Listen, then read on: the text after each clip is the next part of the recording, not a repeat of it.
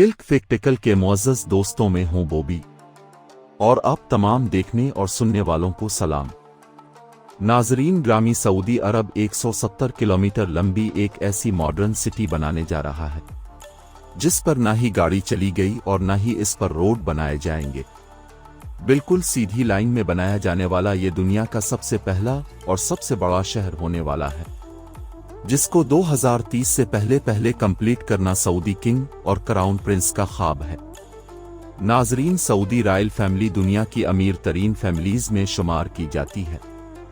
अमरीकी business magazine और Wikipedia के मुताबिक सऊदी रॉयल फैमिली ना मिलियन ना बिलियन बल्कि 1.4 ट्रिलियन डॉलर्स के मालिक हैं।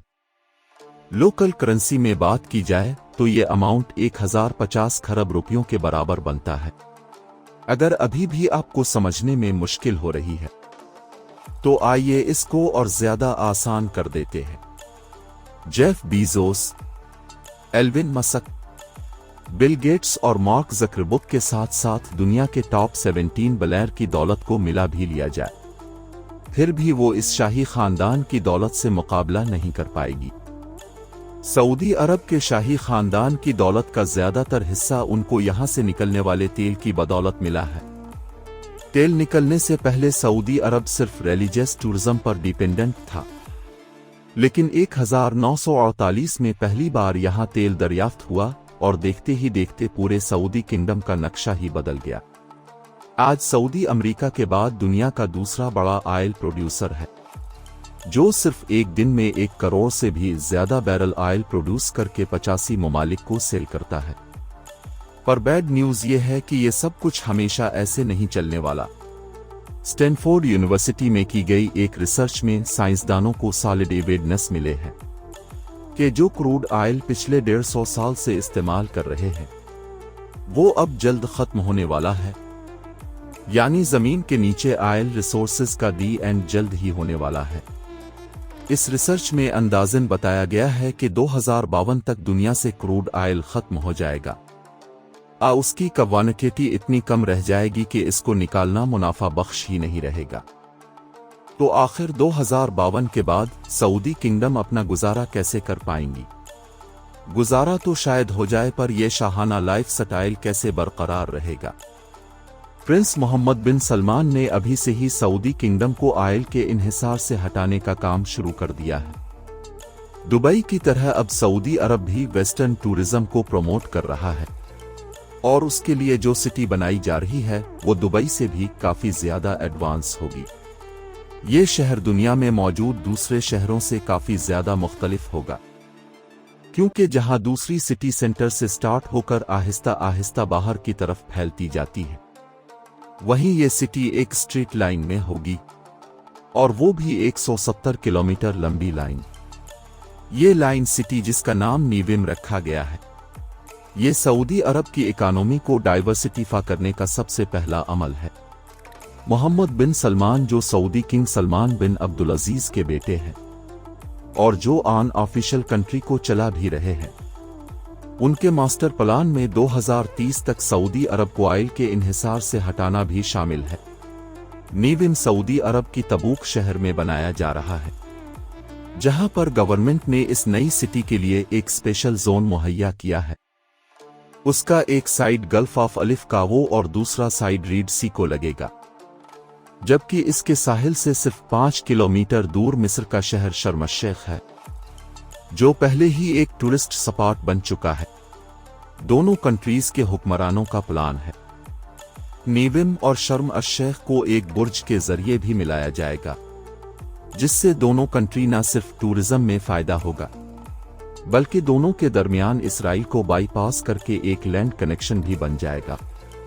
सऊदी अरब की तरफ से नीविम का जो नक्शा प्लान किया गया है वो वाकई काफी इंटरेस्टिंग है। क्राउन प्रिंस का कहना है लाइन सिटी के बेशुमार फायदे हैं और ये दुनिया को नेक्स्ट लेवल तक लेके जाने का रोल मॉडल होगी।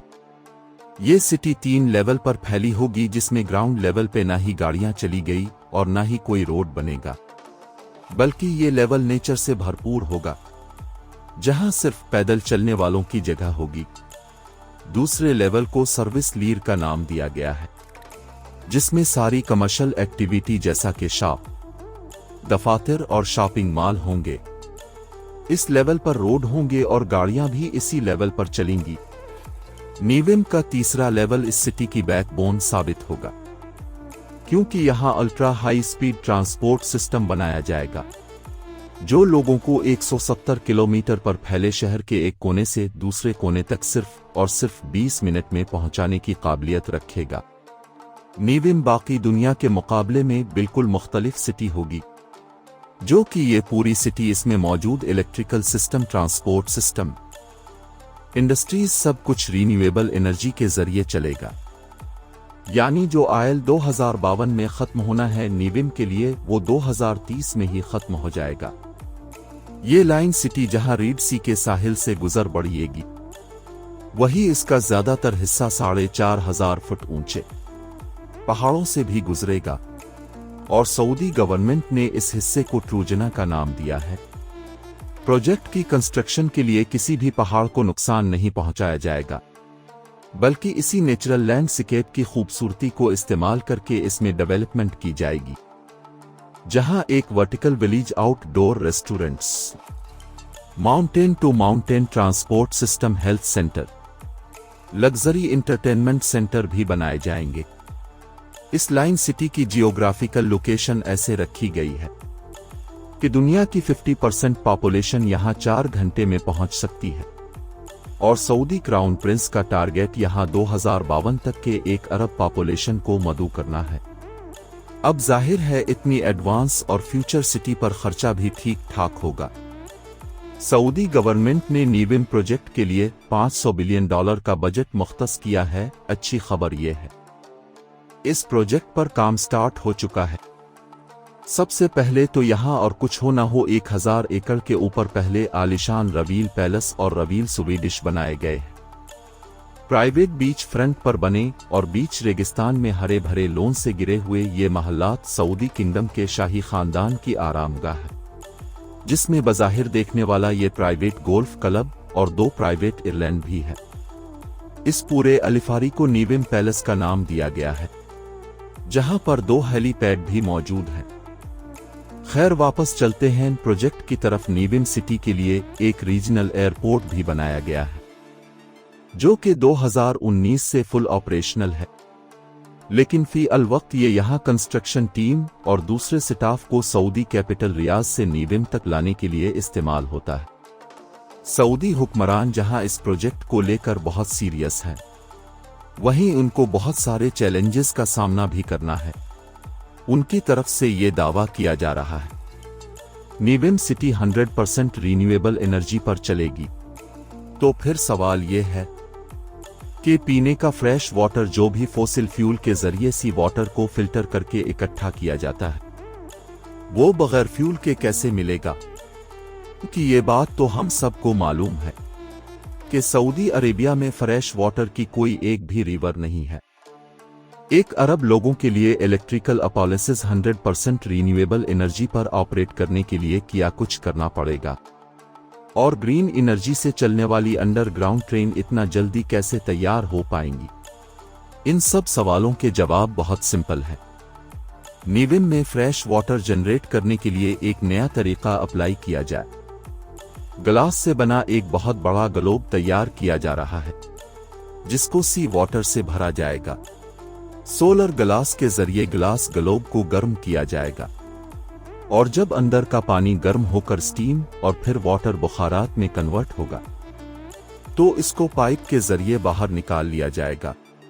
नीविम के वाटर सेक्टर के सीईओ का मानना है कि इस तरीके से हर रोज 5 करोड़ लीटर फ्रेश वाटर बनाया जा सकेगा, और रिवर्स ऑस्मोसिस और डिसेलिनेशन जैसी मौजूदा टेक्नोलॉजीज के जरिए फ्रेश वाटर बनाने की कीमत जहां 1000 लीटर पर $1 बनती है, वहीं ये कीमत $100 में 60% तक कम होकर सिर्फ 33 सेंट रह जाएगी।